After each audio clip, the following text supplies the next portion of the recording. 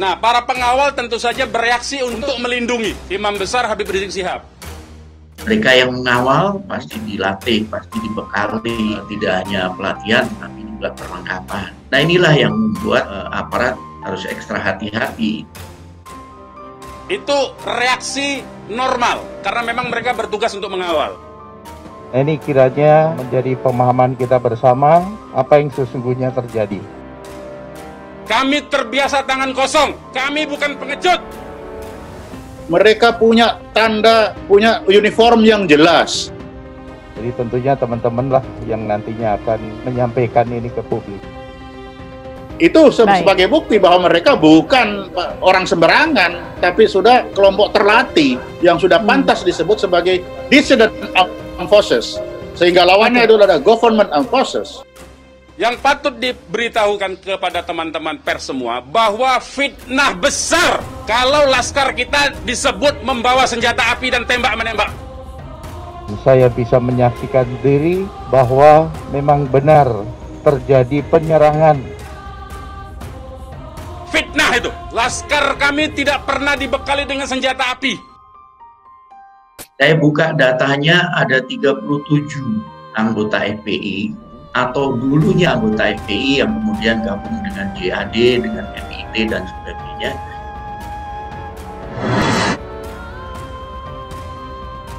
Kemudian terjadi serangannya di atas mobil. Nah, kalau serangannya di atas mobil, ya kita pertanyakan. Yang aktif menyerang ya dari kelompok itu dari awal. FPI ini kalau ditinjau dari hukum humaniter itu sudah terpenuhi sebagai dissident armed forces. Dari mana itu bisa kita tahu? FPI punya pemimpin yang jelas, punya hierarki yang jelas, punya wilayah kekuasaan yang jelas, Petamburan, di mana polisi saja masuk di sana susah. Dan mereka bisa sewaktu-waktu dikerahkan untuk menyerang kemana aja bisa.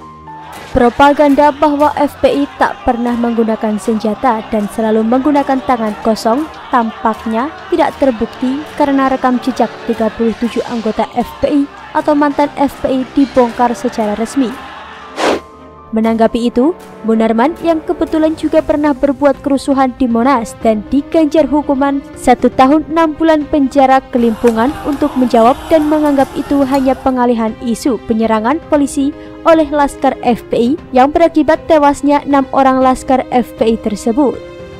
Pernyataannya kepemilikan senjata juga dikuatkan oleh Direktur Tindak Pidana Umum Bareskrim Polri, Brigjen Pol Andirian mengaku sudah menemukan petunjuk dari bukti digital terkait senjata api yang disebut digunakan oleh anggota Front Pembela Islam dalam insiden di Tol Jakarta Cikampek kilometer 50 pekan lalu. Andi mengatakan, ada chat atau pesan mengenai senjata api antara anggota FPI yang terlibat insiden itu dengan orang lain. Dan saya bisa menyaksikan diri bahwa memang benar terjadi penyerangan yang aktif menyerang ya dari kelompok itu dari awal. Ini kiranya menjadi pemahaman kita bersama apa yang sesungguhnya terjadi. Jadi tentunya teman-teman lah yang nantinya akan menyampaikan ini ke publik. Pembicaraan itu disebut berlangsung sebelum insiden pada sekitar 28 hingga 29 November 2020. Memang dari bukti digital kita ada petunjuk. Ditemukan sekarang sudah diproses di Siber atau Bareskrim Polri. Ada chat antara pelaku dengan salah satu orang yang pembicaraan itu terkait dengan senjata api. Kata Andi saat dihubungi pada Senin malam 15 Desember 2020. Andi tidak membeberkan lebih lanjut soal isi pesan tersebut. Ia hanya mengatakan Bareskrim tengah menelusuri orang yang terlibat itu. Sementara anggota FPI yang diduga berkirim pesan telah ditembak mati. Sedang kita profiling, tapi kita pastikan bahwa salah satu yang ini, kan ada pembicaraan 2 orang.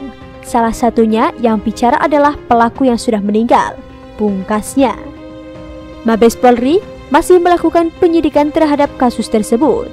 Pada Senin 14 Desember sekitar pukul 00.30 waktu Indonesia Barat, penyidik sudah melakukan rekonstruksi di Tol Jakarta Cikampek.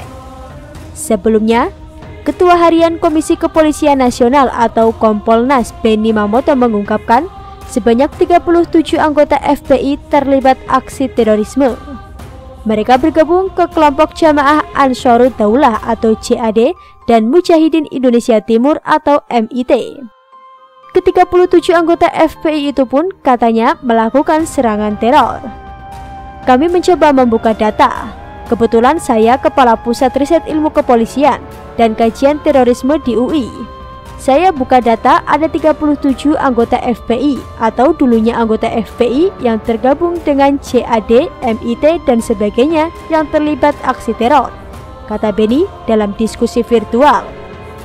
Beberapa di antara mereka diperkirakan masih aktif terlibat aksi terorisme di berbagai tempat.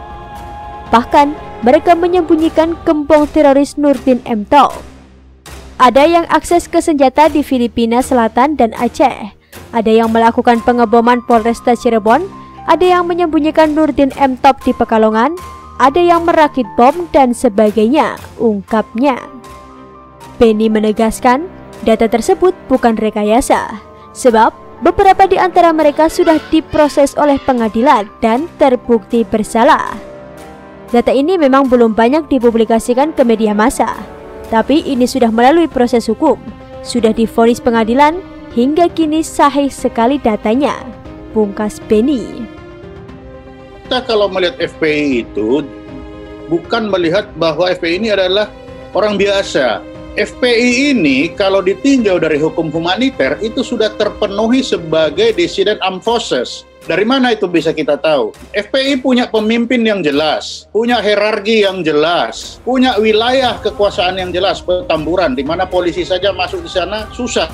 Dan mereka bisa sewaktu-waktu dikerahkan untuk menyerang kemana aja bisa. Mereka punya tanda, punya uniform yang jelas. Nah, itu sebagai bukti bahwa mereka bukan orang sembarangan, tapi sudah kelompok terlatih yang sudah pantas disebut sebagai dissident armed forces.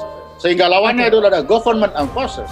Saya buka datanya ada 37 anggota FPI atau dulunya anggota FPI yang kemudian gabung dengan JAD, dengan MIT dan sebagainya yang terlibat aksi teror.